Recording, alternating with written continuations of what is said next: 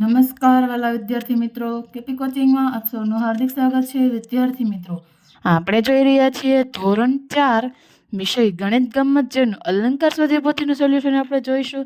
તેમાં આજે આપણે જોઈએ પ્રકરણ 1 ઈંટોની ઇમારત, મહાવરો 1 ચિત્ર સમજ. પેલું, નીચે આપેલા ઈંટોથી બનેલી પેટર્નને ધ્યાનથી જુઓ અને પ્રશ્નોના જવાબ આપો. તો આપણે પ્રશ્નોના જવાબ જોઈએ. પેલું, કઈ પેટર્નમાં તમને વર્તુળ દેખાય છે? તો તેનો જવાબ આવશે ચ. 2, પેટર્ન ખ માં તમને કયો આકાર દેખાય છે? તો તેનો જવાબ આવશે ત્રિકોણ.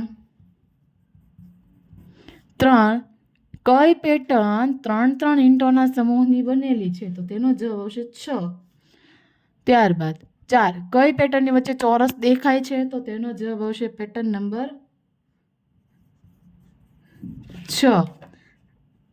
અને 5, કઈ પેટર્નમાં તમે દર્પણ ચિત્ર જોઈ શકો છો? તો જવાબ આવશે ગ, ચ અને 6.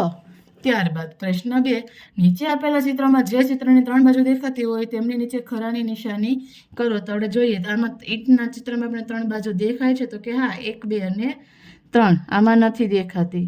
1, 2, 3 કંપાસ બોક્સમાં ખરું આવશે.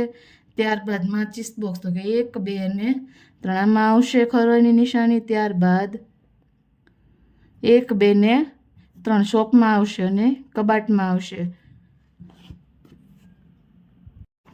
પ્રશ્ન 3, નીચે આપેલા રબરના ચિત્રોને ધ્યાનથી જુઓ. તો જોઈએ આપણે પેલું, જે ચિત્રમાં રબરની 3 સપાટી દેખાતી હોય તેની નીચે ખરાની નિશાની કરો. તો જો આપણને પહેલામાં 2 જ દેખાય છે, ત્રીજામાં બીજા ચિત્રમાં 3 દેખાય છે, તો તે આપણે ખરાની નિશાની કરીશું. અને જે ચિત્રમાં રબરની 2 સપાટી દેખાતી હોય તેની નીચે આપણે ખોટાની નિશાની કરીશું. 3, એક રબરમાં કેટલી સપાટી હોય છે? તો જવાબ આવશે 6. 4, શું કોઈ સપાટી ચોરસ જેવી દેખાય છે? તો જવાબ આવશે ના. 5, રબરની સૌથી નાની સપાટી પર રંગ પૂરો. તો તમારે આ ભાગમાં તેમાં રંગ પૂરવાનો આવશે. 6, નીચે આપેલી આકૃતિમાં કઈ આકૃતિ રબરની સપાટી દર્શાવે છે? તેની નીચે ખરાની નિશાની કરો. તો જો આપણે રબરનું ચિત્ર, રબર આપણે લંબચોરસ આવે છે, તો આપણે લંબચોરસવાળા ચિત્રમાં આપણે ખરાની નિશાની કરીશું. 7, નીચેનામાંથી કયું ચિત્ર રબરનું છે?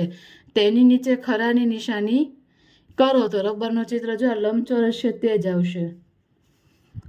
ત્યારબાદ પ્રશ્ન 4, નીચે આપેલી દિવાલની ઈંટોમાં લાલ રંગ પૂરી પેટર્ન બનાવો. આમાં તમારે તમારી રીતે પેટર્ન બનાવવાની છે અને તેમાં તમારે લાલ રંગ પૂરવાનો છે. થેન્ક યુ વિદ્યાર્થી મિત્રો.